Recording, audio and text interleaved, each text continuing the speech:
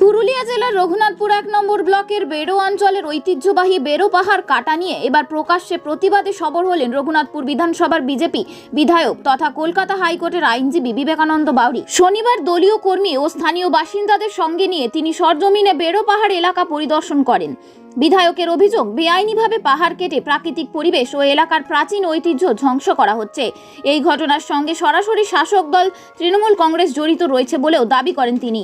পরিদর্শন শেষে সাংবাদিকদের মুখোমুখি হয়ে বিবেকানন্দ বাউরি বলেন, একদিকে রাজ্যের মুখ্যমন্ত্রী মমতা বন্দ্যোপাধ্যায় রঘুনাথপুর শহরকে শিল্পনগরী হিসেবে গড়ে তোলার কথা বলছেন, অন্যদিকে সেই উন্নয়নের নাম করে রঘুনাথপুরের প্রাকৃতিক সৌন্দর্য ও বেড়ো পাহাড়ের মতো একটি প্রাচীন ঐতিহ্যকে পরিকল্পিতভাবে ধ্বংস করা হচ্ছে। তিনি আরও বলেন, যদি সরকারিভাবে কোনো লিজ নিয়ে এই পাহাড় কাটা হয়ে থাকে তাও তা সম্পূর্ণ বেআইনি, কারণ প্রকৃতিকে ধ্বংস করার অধিকার কাউকে দেওয়া হয়নি। বেড়ো পাহাড় শুধুমাত্র একটি পাহাড় নয়, এটি এলাকার একটি প্রাচীন ঐতিহ্য ও পরিবেশের গুরুত্বপূর্ণ অংশ। বিধায়ক স্পষ্ট ভাষায় হুঁশিয়ারি দিয়ে জানান, অবিলম্বে বেড়ো পাহাড় কাটা বন্ধ না হলে বিজেপি ও বেড়ো এলাকার মানুষজনকে সঙ্গে নিয়ে বৃহত্তর আন্দোলনের পথে হাঁটবে দল। এই ঘটনাকে ঘিরে এলাকায় রাজনৈতিক উত্তেজনা ক্রমশ বাড়ছে। কিছু তৃণমূল ঘনিষ্ঠ ব্যবসায়ীকে মুনাফা লাভের জন্য এবং সেই মুনাফা লাভের একটা লভ্যাংশ কালীঘাটে পৌঁছে যায়, তার ব্যবস্থা করেছেন, যাতে 2026 সালে যে বিধানসভা নির্বাচন আসছে সেই নির্বাচনে উনি খরচ করবেন। এখন তো এই পার্টিটা সম্পূর্ণ দেউলিয়া হয়ে গেছে, স্বাভাবিক। দেখুন, দেখা এইদিকে দেখা সমস্ত কিছু কিভাবে পাহাড়গুলোকে ছেদন করেছে, অথচ এখানে কোথাও একটা পাবলিক নোটিশ থাকে, সেই পাবলিক নোটিশের বোর্ড নেই।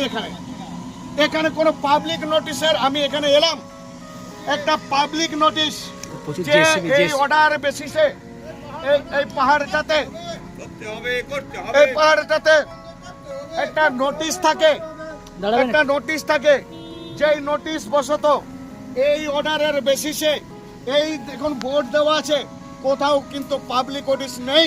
আমি ধরে নিতে পারি এই যে পাহাড় ছেদন হচ্ছে, পাহাড় কাটা হচ্ছে, একটা ঐতিহ্যবাহী নিজেদের স্বার্থ, নিজেদের মুনাফা চরিতার্থ করার জন্য খণ্ড বিখণ্ড করে তৃণমূল ঘনিষ্ঠ ব্যবসায়ীর হাতে তুলে দিয়েছে, যেটা আমাদের প্রকৃতিকে ভীষণভাবে আমাদের ক্ষেত্রে ক্ষতিকর।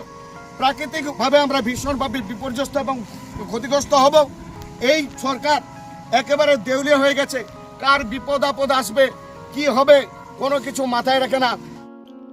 যে মাননীয় আমাদের যিনি পশ্চিমবঙ্গের মুখ্যমন্ত্রী আছেন না, এই সরকারটা হচ্ছে একটা শিল্প তাড়ানোর সরকার। এই কারণের জন্য শিল্প তাড়ানোর সরকার বলছে। টাটারা যখন আজকে হুগলিতে কারখানা স্থাপন, মোটর গাড়ি নির্মাণের কারখানা স্থাপন করার জন্য চেষ্টা করেছিলেন, উনি লড়াই আন্দোলন করে ওই কারখানা বন্ধ করে দিয়েছিলেন। ফলে উনার গায়ে একটা তকমা লেগেই আছে যে উনি একজন শিল্প বিমুখ মুখ্যমন্ত্রী। উনি শিল্প আসুক, শিল্পনগরী গড়ে উঠুক, উনি কোনো কিছু চান না। উনি চান উনার ব্যক্তিগত মুনাফা, উনার রাজকোষ আরো কিভাবে উত্তরোত্তর বৃদ্ধি পায়, এইটুকুই চান। উনি যদি, উনার মধ্যে যদি সদিচ্ছা থাকতো তাহলে অনেক কিছু শিল্প হতো। একটা প্রকৃতিকে ধ্বংস করে, একটা প্রাকৃতিক সৌন্দর্যকে ধ্বংস করে, যেখানে চিরাচরিত প্রথায় এই পাহাড়ের বুকে, এই পাহাড়ের উপরে খেলাই চণ্ডীর মাতার মন্দির আছে, উনার একটু লাজ লজ্জা নেই যে পাহাড়ে 2000 সাল এর ততোদিক থেকে একটা খেলাই চণ্ডী মাতা এখানে পূজিত হন। উনি হিন্দু মহিলা, ও সম্পূর্ণ হিন্দু বিরোধী মহিলা। এই মহিলাকে ধিক্কার জানানো আমার ভাষা নেই। এই মুখ্যমন্ত্রীর নৈতিক অধিকার নেই এখানে সিংহাসনে বসে থাকার। এই মুখ্যমন্ত্রীকে দিক শতদিক। তবে 2026 সালে যে বিধানসভা নির্বাচন আসছে, এই বিধানসভা নির্বাচনেই এই সরকারের পতন অবশ্যম্ভাবী, সেটা জলের মতো পরিষ্কার হয়ে গেছে। রঘুনাথপুর বিধানসভার জনগণের পাশাপাশি সারা পশ্চিমবঙ্গবাসী জেনে গেছে যে এই সরকারের বিদায়ের দামামা বেজে উঠেছে, বিদায়ের ঘন্টা বেজে উঠেছে। কারণ ইনার উপরে খেলায় চণ্ডী মাতা কোনো আশীর্বাদ করবে না। ইনার উপরে যেটা আশীর্বাদ করবেন যে আপনার মাথার উপরে আমি হাত দিলাম, আপনি ধ্বংস হয়ে যাবেন, ইনার উপরে সব সময় বর্ষিত হবে অভিশাপ। কি মনে করছেন সম্পূর্ণ বেআইনি ভাবে কাজ করা হচ্ছে?